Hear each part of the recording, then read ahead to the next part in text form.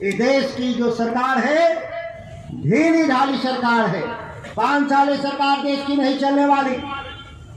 साफ साफ मैं बता दूं आपको। नमस्कार, मैं श्वेता और आप देख रहे हैं न्यूज फाउंडेशन। लोकसभा में भारी मतों से जीत हासिल करने के बाद सुधाकर सिंह अपने विधानसभा रामगढ़ पहुंचे। रामगढ़ पहुंचने के साथ ही सुधाकर सिंह ने एनडीए की सरकार पर जोरदार निशाना साधा है। 8 से 12 महीनों के अंदर ये सरकार पूरी तरीके से गिर जाएगी।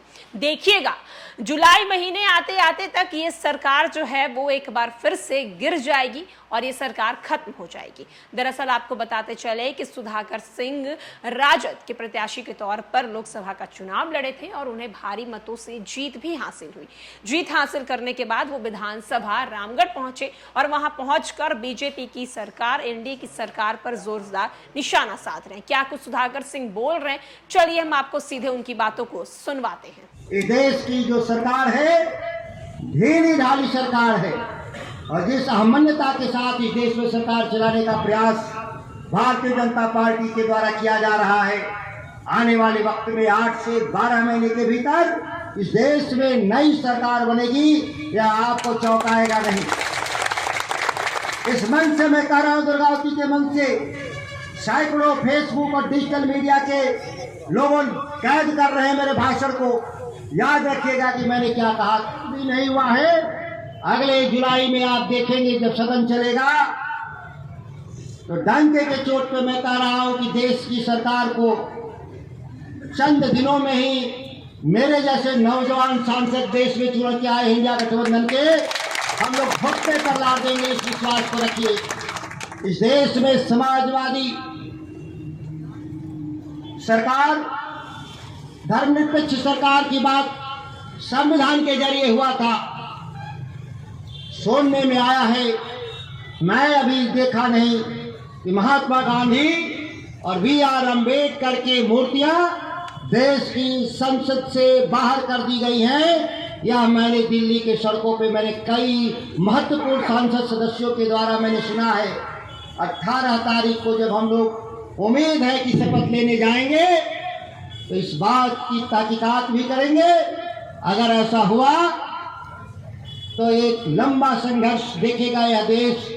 याद रखिएगा, क्योंकि आपके जो पूर्वज हैं जिन्होंने देश के नेतृत्व किया आजादी का, उनके साथ अगर ऐसा अपमानजनक सलूक हुआ होगा तो हम लोग कभी भी बर्दाश्त नहीं करने वाले लोग। देश की मीडिया के लोग, बुद्धिजीवी लोग, एनडीए और भाजपा 290 लाने वाली है तो इस देश की जनता उनको 190 पे तब्दील करने में कोई हिचकती नहीं। सभी वोट नहीं, देश में 5% अब भी वैसे वो मतदाता है जो सत्ता के साथ रहते हैं, मानते हैं कि जब यही जीतेगा तो इसी को वोट दे दे। वह 5% वोट ही नरेंद्र मोदी को सत्ता से बेदखल करने में चूका है। लेकिन पूरे देश के लोग जानते हैं कि न जो सरकार आई है देश में वह किसान विरोधी है, जो छात्र विरोधी है, जो नौजवान विरोधी है। आगे भी इनके कोई रूप में परिवर्तन नहीं आने वाला है।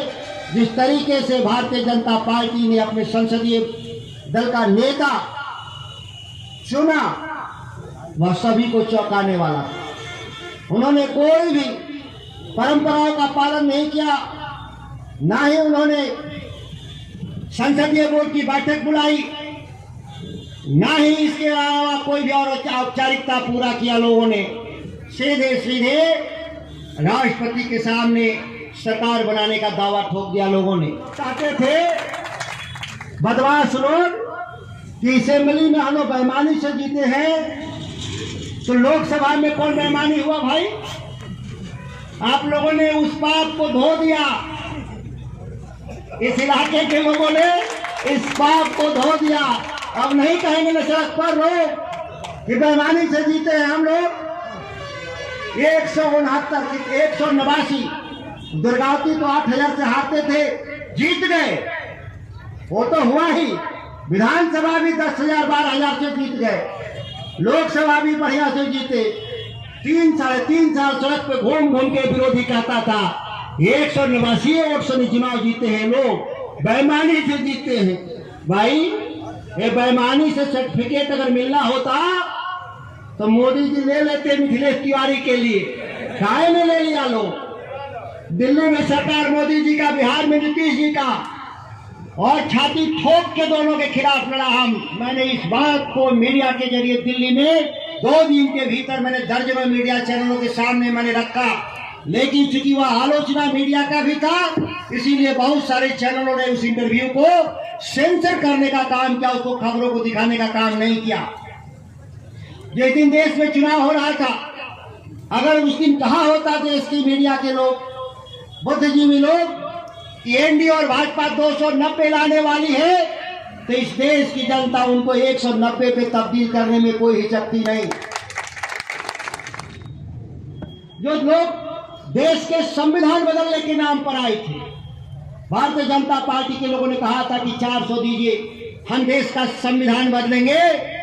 वाव के ताकत के सामने झुकने का काम किया लोग, और पार्लियामेंट के भीतर जाने के बाद पहला अगर संविधान को माथा लगाने का काम किया, वह आपकी ताकत है कि सरकार में बैठे हुए लोगों का आपने घमंड तोड़ने का काम किया है। दूसरी बात, मैं इस इलाके के लोगों से मैं कहना चाहता हूं, नए चुनाव होंगे, चुनाव आयोग जब भी डेट तय करे मुझे अभी जानकारी नहीं है, लेकिन यह तय है कि रुपौली के साथ नहीं होगा। रुपौली की सीट बहुत पहले से खाली था, इसीलिए उसके बारे में शायद कोई खबर चला है। लेकिन मुझे रामगढ़ के चुनाव हमको लगते हैं जो 5 लोग, हम लोग 4 लोग एमएलए इस्तीफा देंगे बिहार में, हम लोग 4 लोग जो राष्ट्रीय जनता दल 2, एक माले और एक और हमारे एमएलए, ये 4 हिंदुस्तानी आवाम पार्टी के जीताराम मांझी। ये उम्मीद है कि अक्टूबर में भी चुनाव होगा। चुनाव इससे पहले संभव नहीं है, और जब तक बिहार यहाँ का चुनाव नहीं हो जाता, तब तक हम आपके लिए इस्तीफा देने के बाद भी हम आपके लिए विधायक ही रहेंगे। इस बात को मैं आपको आश्वासन देना चाहता हूँ।